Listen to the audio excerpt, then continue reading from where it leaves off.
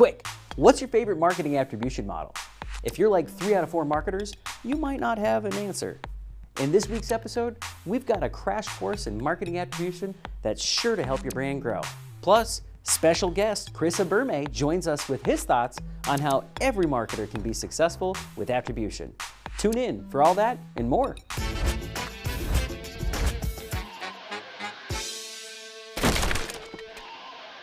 Welcome to Marketing is Broken, the weekly series where we know attribution is just the first step in the process. Great, you've pinpointed it. Step 2 is washing it off. Marketers have to dig deeper when it comes to attribution. According to Marketing Land, only 1 in 4 marketers is confident that they can quantify ROI. While it's fun to bandy about terms like omni-channel and digital transformation, the truth is that most marketers just plain haven't made the time to get good at marketing analytics or the, dare I say, luxury to think about attribution for a few reasons. First, marketing groups have an average of 59 different MarTech point solutions, many of which don't integrate seamlessly at all. Second, understanding not only the metrics that these tools track, but how they track them is more than a full-time job. And third, even when the technology does work, that pesky consumer figures out ways to interact with our brands outside of our control and tracking scripts. If you're one of the many marketers who hasn't given a lot of thought to attribution, then get ready to live. Let's take 20 seconds or so to run through the 8 attribution models available in every Google Analytics account. First, last click. This is when you give all the credit for a sale to the marketing channel that brought the customer to the door. This is the default and how most businesses calculate ROI. But it's horrible because it gives all the credit to just one tactic. Second, first click. Just as bad as last click, but the other way around. Third, last non-direct click.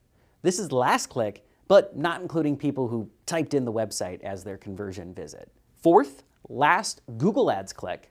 This is last click, but in a way that convinces you to spend even more money on Google Ads. 5, linear. This is where every touch point prior to the conversion gets an equal share of the credit. Now, this is better, but it assumes that every interaction has the same weight, which definitely isn't the case. Number 6, time decay. This method gives credit to touch points based on recency, and don't quote me on this, was created only to troll brand marketers. Number 7, this is where marketers make up their own rules, which should at least come with a warning label. And finally, number 8, position-based. This is where the first and the last channel get a big chunk of the credit and the rest of the touch points split the rest. This is our favorite because it acknowledges both the importance of awareness and conversion in marketing, and it doesn't overcomplicate an already imperfect system. So there you go. You know attribution kung fu now.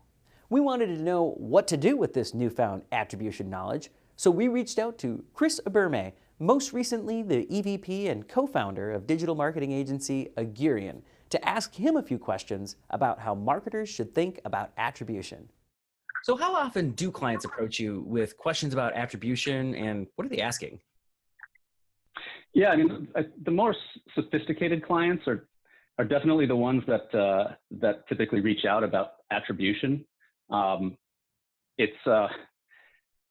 wish more did. It's actually it's less than what I would like to see. But we've always challenged clients to really think differently about the way that they're attributing the performance of their campaigns.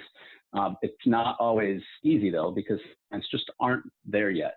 But as those clients move along the maturity spectrum and become more mature, they ask more about how do they think about their marketing investment, and how do they apply it to the different tactics that they're investing in.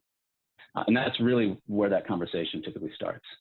I think that most clients, as you would imagine, are just using last click, and that can be frustrating.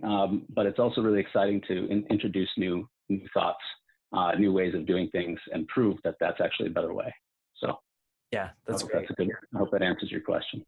Yeah, absolutely. And so how should marketers, if you're just getting into marketing attribution, if you're just thinking about it now, how should they be thinking about it if they want to be successful? Do they have to learn like every single model and the difference and be able to have a really nuanced opinion? Or is there an easier way to just have a to add some value, to kind of get to kind of get up to speed on the subject and be dangerous, so to speak? Yeah, I think that it's a good question. There's a lot of uncertainty, and at least there can be in the marketing role, whether you're just starting or you're CMO. And I think a lot of that uncertainty can come from a few different areas, and it also is tied directly to attribution. One would be validation and measurement.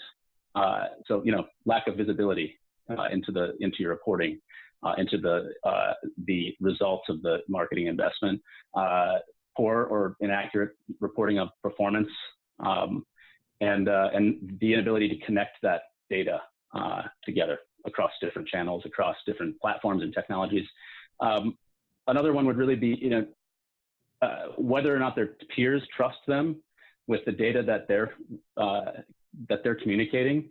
So when they present their reporting or when they present the results of campaigns, do their peers even trust or even understand what it is that they're trying to convey? Whether that's generating whether that's their ability to generate results at scale, whether they are able to deliver a return on investment, or even just communicating their own value in pure business terms, and like at the bottom line, how much revenue, for example. And then, finally, I think just their own relevancy and the fear that they could become obsolete. And so there's this uncertainty that I think some marketers have, especially in the beginning, that other people may know more about this topic. So they should probably just stick to the things that they know, which are usually the default items in things like Google Analytics, for example. And that's typically, again, last click, which is completely flawed and wrong in most cases. Yeah, it's suboptimal.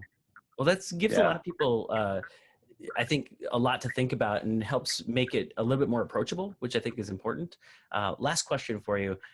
What are, or how are marketing attribution and building a brand related?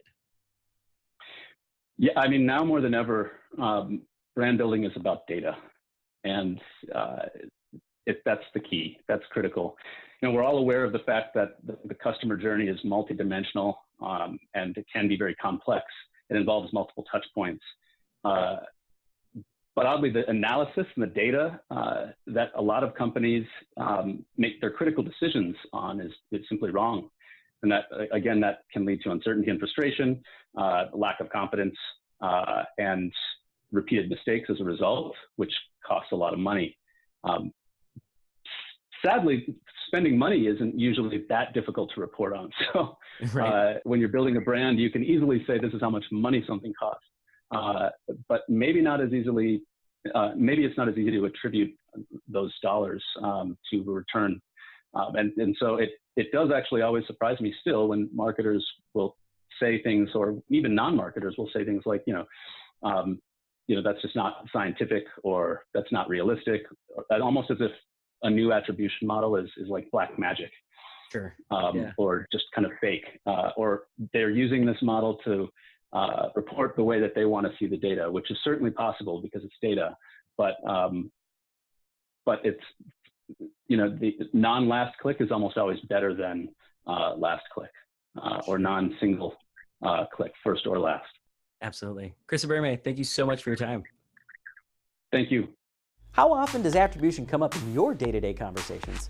Is it a vital part of your company's ROI calculations? Or is it basically just hipster analytics in your organization? Share your thoughts in the comments below, and you might just win yourself some new Brandish Insights gear. We'll see you next time. Hey, it's Josh from Brandish Insights. Thank you for watching Marketing is Broken. If you like this week's episode, please click below to subscribe or check out other episodes. And if your company could use more insights around your branding efforts, check out brandishinsights.com. It's the marketing.